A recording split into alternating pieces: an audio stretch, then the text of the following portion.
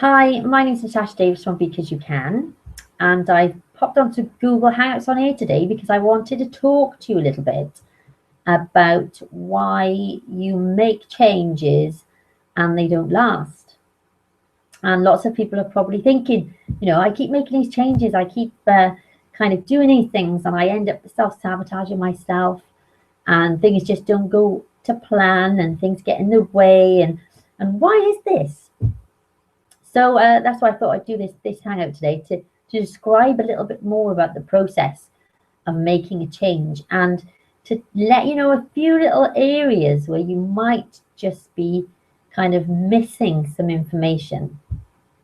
So when anybody makes a change, what they do usually is the pain starts to build. So if it's a change around, it could be a change around losing weight, it can be a change around changing habit, it can be a change around changing a job, leaving a job, starting a business. It could be any type of change. It could be changes around your family, it could be anything. But what they do is they don't do anything, and I did this yesterday because I've been meaning to do something for a while, and it wasn't until yesterday that it became imperative that I did it. And then I took the action, I went out and I did it. But because I understand how the process works, then when I get offered opportunities to go back to how it was, I know that I have to keep going. So all of these changes that you make, wait until the pain builds up so greatly that it forces you to take action. So we contemplate the change for a while, we think about doing it, we start to weigh up our options. If you've ever made a change, you've probably thought about it for some time before making that change. We wait for the pain to build up so greatly, and then it gets to the point where the pain is built up so greatly. So it could be like if you're losing weight, your clothes aren't fitting, you're really unhappy about it. It could be a job that you're in, you've been thinking about leaving for a while, and then if something changes and it gives you that push to leave that job. So the contemplation takes a while, but the actual decision, once that pain is created enough, the actual decision to change something, it's an instant. It's like, enough, that's it, never again, not doing that anymore. So it's when the pain becomes so great that it tips us over that point, and when we take that action, we make that decision really. So once we've made the decision, we have this renewed motivation, we have this enthusiasm. With that contemplation, we may have connected more with our reasons why we want to do it. So we've built, reasons, and we have more motivation when we get to that action point that pushes us forwards. But it's motivation by pain, because it relies on the pain becoming so great that we make that decision. So that's what you're probably doing already. And that's how you're probably making decisions already. They're reactive decisions to the pain. And then when we've actually made that decision, we have all that renewed motivation, enthusiasm, we have drive, we go out and we take the actions that we need to take to make the changes. So if it's losing weight, we might go find an exercise class, we might get some buddies to come with us. If it's leaving a job, we might start to look for other jobs. If it's going out and get some customers for your business, because the pain has become so great that you have to do it, then you go out and do that, you take that action, you start making those cold calls. So we take the action. But as we move away from the pain and away from that, and we start to take the action, we start to feel better. So we start to feel better about losing weight. We start to feel better about ourselves and our job. We start to feel better about our business. And the pain subsides again. So if you have an away from pain strategy and you take action and then you slow down, and then you take action and then you slow down, it's because of this away from pain strategy. And we really want to be more consistent than that. So when the pain subsides and we slow down, we start to feel comfortable again.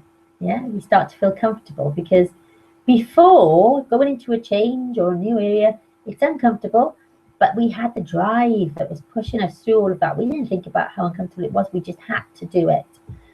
So when you get to comfort again now, we start to think, well, this is easier, you know, and actually I can have that cake.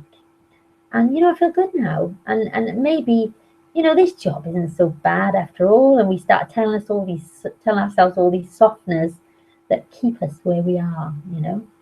So that's what we do when we're in comfort, when we get to that point. And this is where people kind of relapse and they give up on their dreams. They go back to comfort and they wait until the pain starts to build again before they take action again.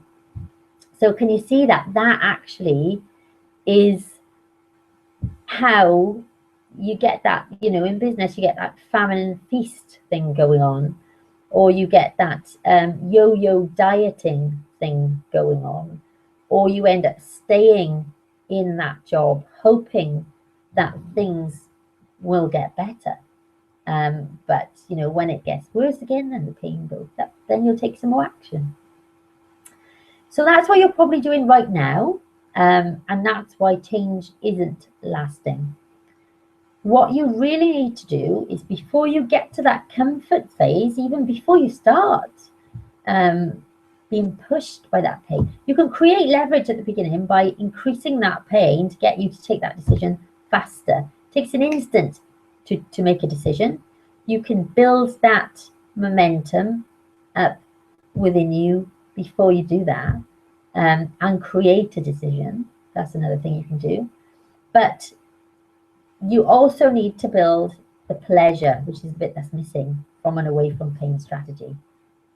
So what you're doing now takes you so far. Pain will take you so far, but it won't take you all the way to achieving your goals. You'll be stop and start, feast and famine, diet and not diet. You'll be doing that sort of thing and probably wondering why the hell things aren't working and why everybody else, you know, well, not everybody else, because lots of people are doing this, but why other people seem to be able to do things and you can't, beating yourself up about it. But when you build the pleasure, so you need to be thinking about what will it be like when you have that new job, when you have that new business, when you have lots of customers, when you lost that weight. What will it be like? How will you feel? How, on a positive note, mind, how wonderful will it be? And get comfortable with that. And the brain doesn't really know the difference between an imagined thing and a real thing. So you can start to fit into this, start to be comfortable in it. And that pleasure pulls you forward.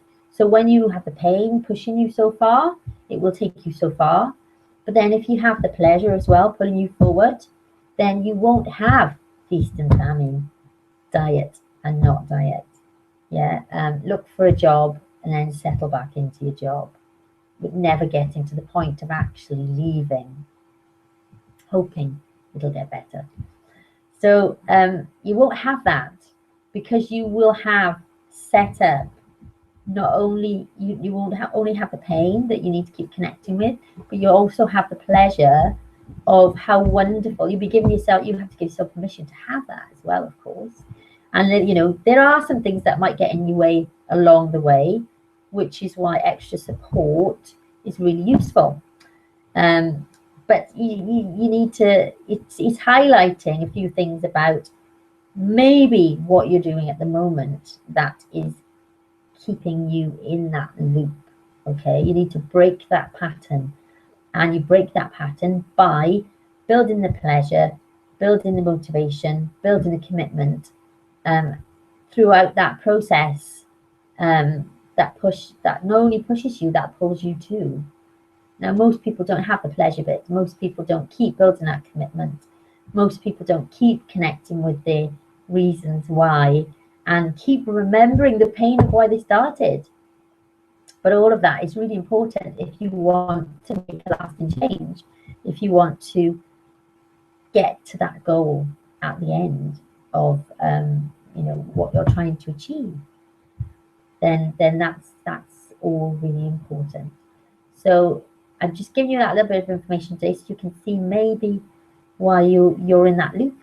You know, if you need any help with that loop, or building some of this, or finding more ways to create some motivation and accountability, and you know, to get you all of that, to get you to where you want to go, then you can find out more about my services at www.because-the-letter-u-can.co.uk. Have a great day.